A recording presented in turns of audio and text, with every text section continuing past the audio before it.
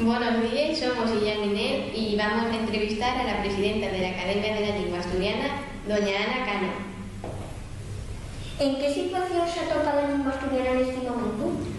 A ver, yo creo que depende cómo la miremos. Digamos que estamos en un momento como de espera. Tenemos que esperar a tener oficialidad, que es lo que el marco legal que nos va a permitir realmente que el asturiano sea una lengua normal dentro de la sociedad, pero mientras tanto, bueno, pues pueden hacerse muchas cosas. La sociedad está preparada para que esa oficialidad venga, que hay cada vez más gente que está sensibilizada con la lengua asturiana y desde hoy es importantísimo que el tema de la enseñanza se afine y que cada vez tengamos más niños como vosotros que van a clase de lengua asturiana y que lo hagan. ¿Cree que los asturianos y las asturianas son favorables a la cooficialidad? Yo creo que sí, pero no es solo que yo lo crea, sino que las últimas encuestas sociolingüísticas que se hicieron dicen que hay más de un 60% de asturianos, por tanto una mayoría, que es favorable a la cooficialidad. Y yo estoy segura de que si hoy volviéramos a hacer otro estudio, ese porcentaje sería mayor. Y en todo caso prácticamente la totalidad de la población quiere un futuro bilingüe para Asturias, donde puedan convivir el asturiano, el castellano y evidentemente también el leonoriego o fala en su territorio. ¿Por qué cree que los asturianos que los gobiernos asturianos no pusieron por hacer la oficial igual que el castellano? A ver, yo creo que ahí hay un problema probablemente generacional. Y durante muchísimo tiempo a las personas que falaban asturiano se ellos machacaba, se ellos repetía que falar asturiano y era falar mal, que lo que había que hacer era falar castellano. Y en ese contexto educativo educarnos en muchas de las personas que hoy están en el gobierno, sobre todo las personas ya de una cierta edad.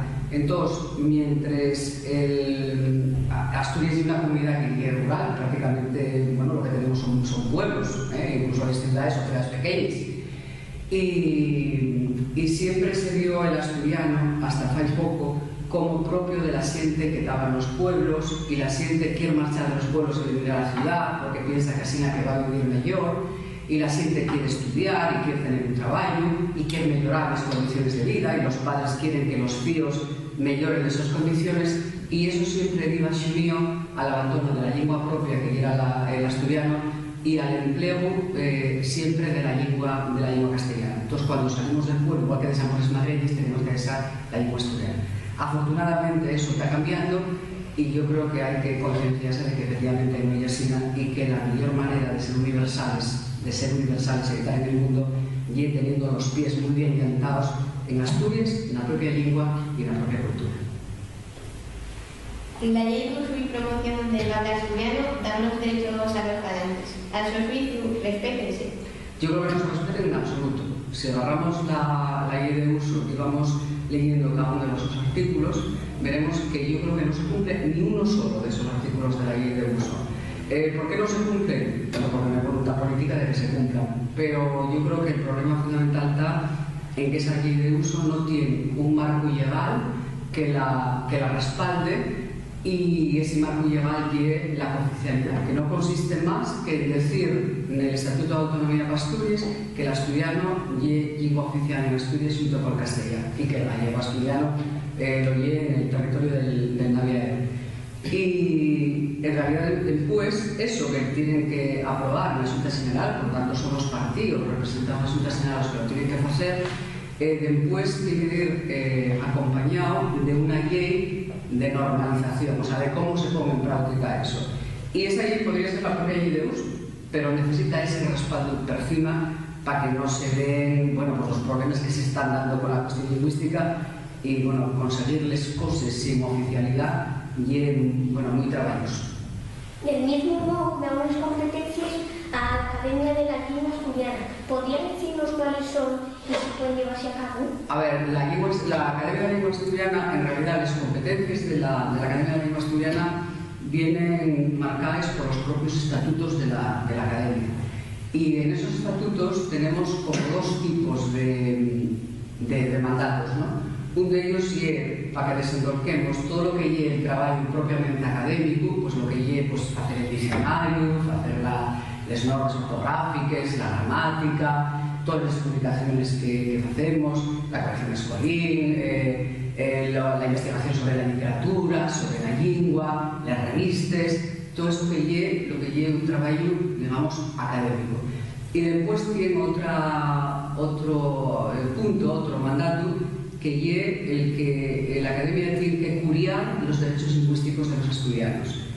Por lo tanto, cuando consideramos que esos derechos no se respeten, entonces la academia, bueno, pues protesta, fai los escritos que tiene que hacer, reuniones de prensa, bueno, intenta convencer a la gente que lo tiene que mover y ponerlo bien, que lo haga, etc. Y eso hacemos por mandato también estatutario. ¿Cuándo entró usted a defender la lengua asturiana? ¿Desde cuándo es la presidenta de la academia? A ver, soy presidenta de la Academia de la Lengua Asturiana desde mayo del 2001, o sea que bueno, ya hace unos cuantos años. Y estoy en la academia desde que la academia se creó en el año 80. ¿Cuándo entré a defender la lengua asturiana? En realidad no lo sé. Para mí el asturiano formó parte siempre de mi vida. Yo nací en un pueblín en el pueblo de Vicharín, del concello de Somiedo, un pueblo del Valle de Saliencia, pues digamos muy remoto, que no tenía pues, ni carretera desde la época de Pedro de Silva, pero entonces no tenía carretera. Y el pueblo lleno de lengua asturiana, lógicamente, ¿no? Entonces siempre me interesó muchísimo desde pequeña les payables, ¿no? De jugar pues, como a la gente, gente con la que vivía, a los vecinos, pues cómo se llamaban los plantes, todo lo que tenía que ver con la cuestión lingüística siempre me interesó muchísimo. Cuando realmente yo también me eduqué en ese sistema donde nos decían que hablar asturiano y era hablar mal y que había que hablar castellano, siempre tuve mucho interés en llegar a la universidad, por lo tanto pertenezco a esa generación. Hoy tenéis lo más fácil, pero en la época en la que yo me crié, pues, la gente que vivimos de los pueblos era relativamente, no era tan fácil poder llegar a la universidad. Y yo eso siempre lo tuve muy claro y siempre tuve muchísimo interés, pero no por una cuestión de militancia o de conciencia, mucho interés por los payables de la lengua propia. La conciencia toméla cuando llegué a la universidad y empecé a entender que aquello que se falaba en el meu pueblo y que falaba la mi xente, pues que no era lo que me contaron, que no era un castellano mal falado, sino que eso formaba parte de un sistema lingüístico y que era una lengua románica que la asturiana era una lengua románica, no una deformación del castellano, ni no un castellano mal falado, que venía del latín y que por lo tanto era tan digna y tan importante como lo podía ser el castellano, el francés o cualquier otra lengua que venga del latín. En ese momento yo cuando empecé a tomar conciencia de que había que pelear para que eso no siguiera siendo así, y bueno, llevo toda la vida dedicada a eso y a la investigación sobre la lengua asturiana. Tal como tal las cosas, ¿no quiero ocupar ese puesto? ¿Alguna vez has pensado en dar un paso atrás? Yo creo que todos estos años de la reivindicación lingüística pasamos épocas muy duras, que hubo épocas de persecuciones tremendas y bueno, no nos costó el puesto en la universidad ni nos echaron de la universidad porque ya éramos funcionarios, ya teníamos las oposiciones fechas, pero si no desde yo no hubiéramos podido ser en la universidad. Eso fue antes de que yo fuera presidenta. Quiero decir, de todas las maneras eso curte mucho el yongu y no, porque hay una actitud ante la vida y una manera de vivir, y yo tuve que tomar en muchos momentos decisiones que llevarles a recocinar con ellas me costó muchísimos sacrificios y unas consecuencias duras, no solo para mí, sino para la gente que tenía alrededor, la propia familia, pero no me arrepiento en absoluto de todo lo que hice y de yo volvería a hacerlo si tuviera que hacer. ¿Qué hay que hacer para que los asturianos y las asturianas sientan la necesidad de cuidar la su cultura y la su lengua? A ver, yo creo que lo que necesitamos sobre todo,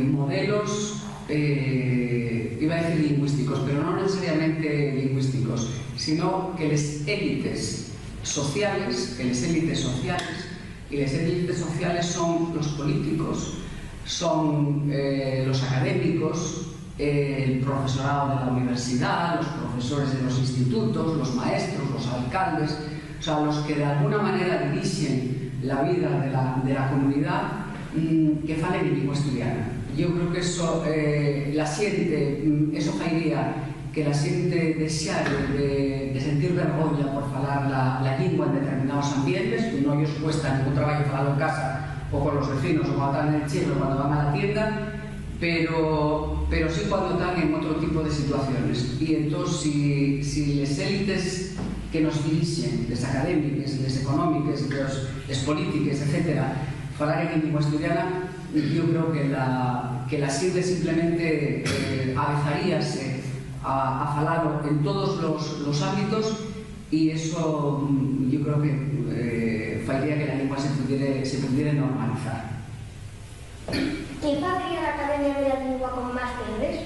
¿Qué faría la Academia? Pues todo lo que no podemos hacer en estos momentos. El presupuesto de la Academia de la Lengua y un presupuesto de subsistencia, danos para pagar a las 4 personas que trabajan aquí y muy poco más.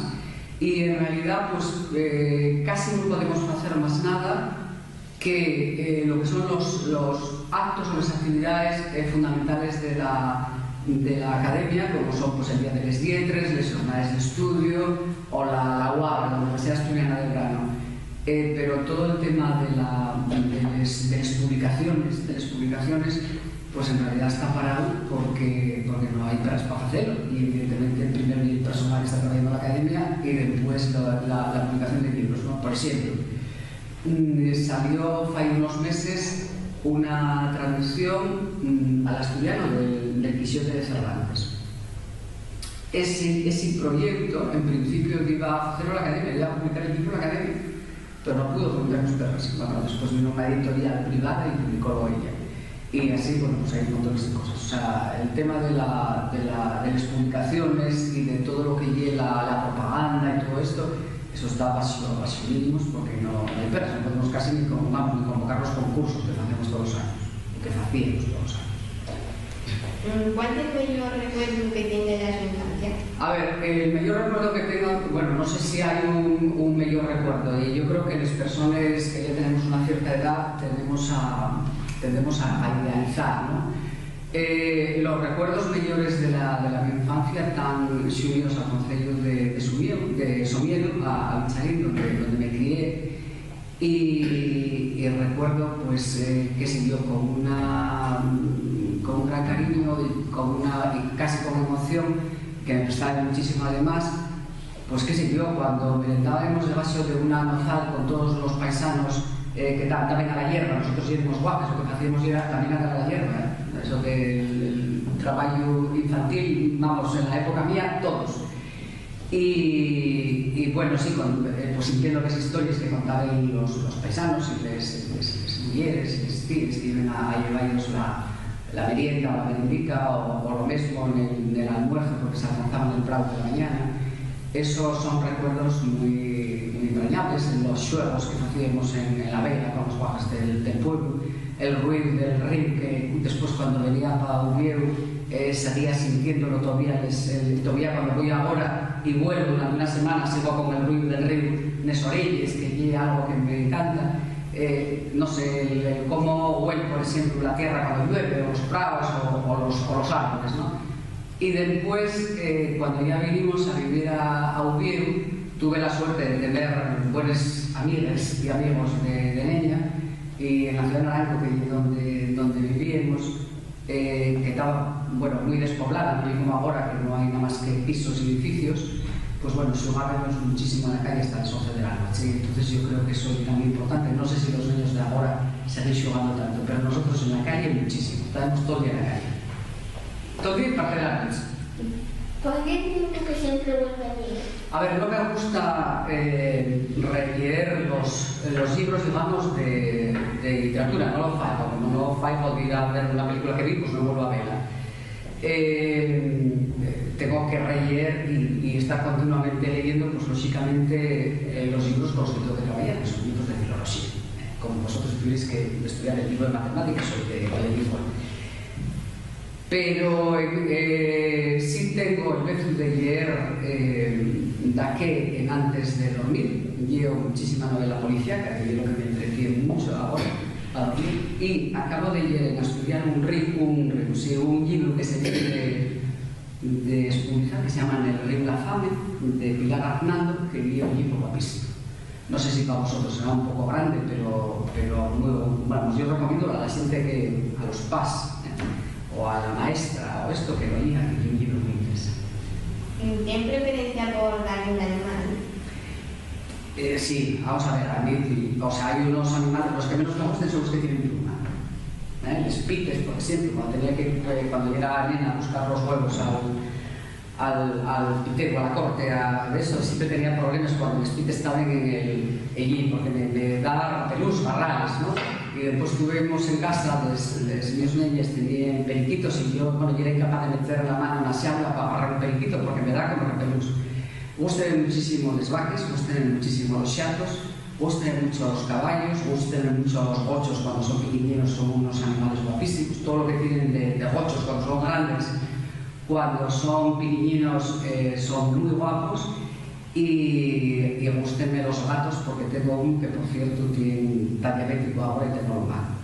Y mi mamá siempre cuenta que cuando yo era pequeña trajeronme una vegada a Ubiero a Ubiero no, a Avilés, y debí de pasar todo el tiempo que estuve fuera del pueblo enterrando, porque debía ser malísima cuando yo era pequeña.